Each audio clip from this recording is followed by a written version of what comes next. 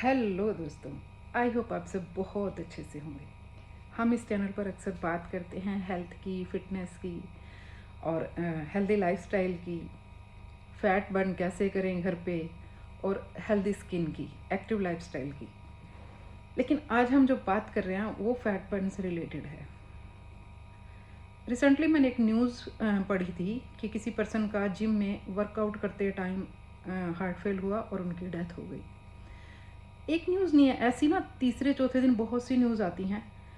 लेकिन मैं इसके पीछे का कारण आपको बताना चाहती हूँ। एक्चुअल में होता क्या है कि अगर आप ओवरवेट हैं और आप बहुत ज़्यादा एक्सर्शन लेते हैं, आप जिम में जाते हैं, ट्रेनर आपको प्री वर्कआउट भी देंगे क्योंकि इतने हैवी होने के बाद आपके अंदर स्टेमिना तो रहता नहीं है।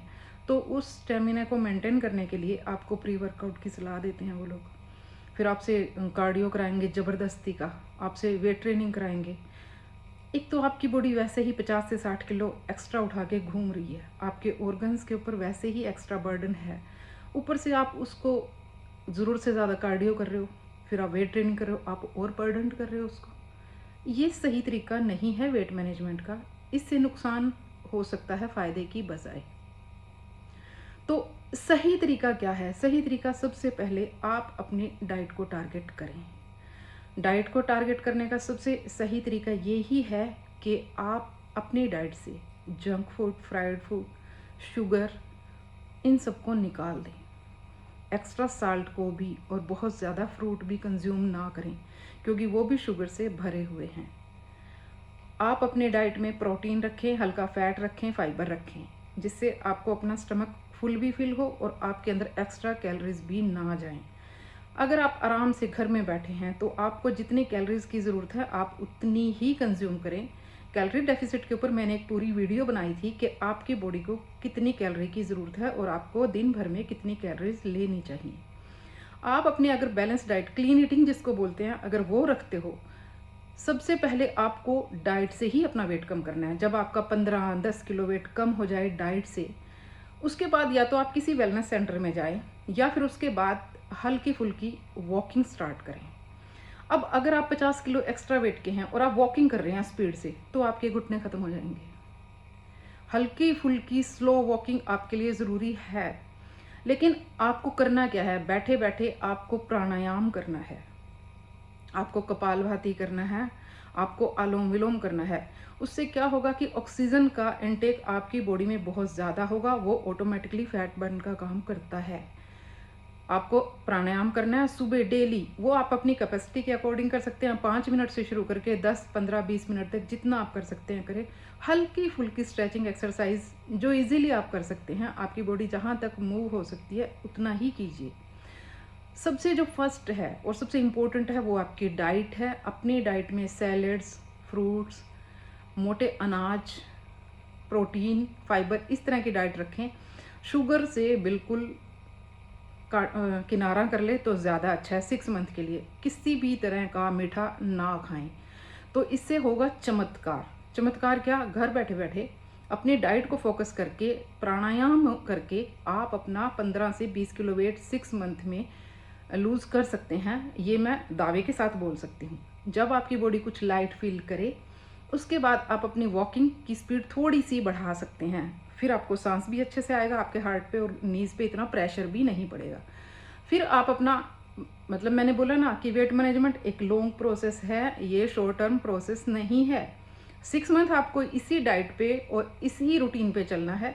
6 मंथ के बाद आपको थोड़ा सा ज़्यादा वर्कआउट करना है। आप घर पे ही कर सकते हैं। अगर जिम में भी जा रहे हैं आप, तो वहाँ भी आपको ज़्यादा वर्कआउट नहीं करना है। आपको 40 से 45 मिनट तक वर्कआउट करना है, वो भी हल्का फुल्का, जिसमें आप कंफर्टेबल फील करें।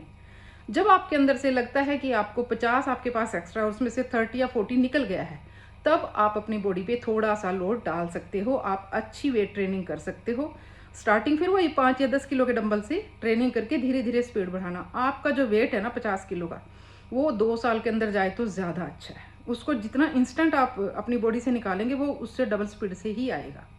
इसीलिए वेट को लूज़ करने के लिए कोई भी गलत मेथड जो है उसे अडोप्ट ना करें। जो सही तरीका है उसी से वेट मैनेजमेंट करें। मेरा कहने का ये मतलब है, क्योंकि हड़बड़ी में, जल्दबाजी में आप अपनी हेल्थ को नुकसान पहुंचा रहे हैं, अपनी जान को जोखिम में डाल रहे हैं। तो ऐसे हालात पैदा ना करें कि आपकी लाइफ ही खतरे में आ जाए। उससे बस यही है कि स्लो प्रोसेस में सबसे पहले डाइट से, फिर हल्के फुल्के वर्कआउट से अपने वेट को मेंटेन करें। जब आपको लगता है कि अब आपका अच्छा खासा वेट आपने डाइट से निकाल दिया है, और आपको बिल्कुल, मैं ये नहीं कहूँगी सिर्फ उबला हुआ खाना है, no no no no no, आपकी डाइट में प्रोटीन होना चाहिए। क्योंकि अगर आप सिर्फ बॉयल्ड ही खाओगे तो प्रोटीन आपको कहाँ से मिलेगा? तो जो आपकी स्किन है, जहाँ से फैट जाएगा, अगर आपको प्रोटीन नहीं मिलेगा तो वो लटक जाएगी। इसलिए ज़रूरत से ज़्यादा कार्डियो भी आपकी स्किन को बेरौनक कर देगा, लटका देगा। ठीक है, आपको एक बैलेंस ही कार्डियो करना है, उतनी ही वीक में या 1 से 2 बार कार्डियो इनफ है आपके लिए। वेट ट्रेनिंग कीजिए डेली, लेकिन अभी नहीं।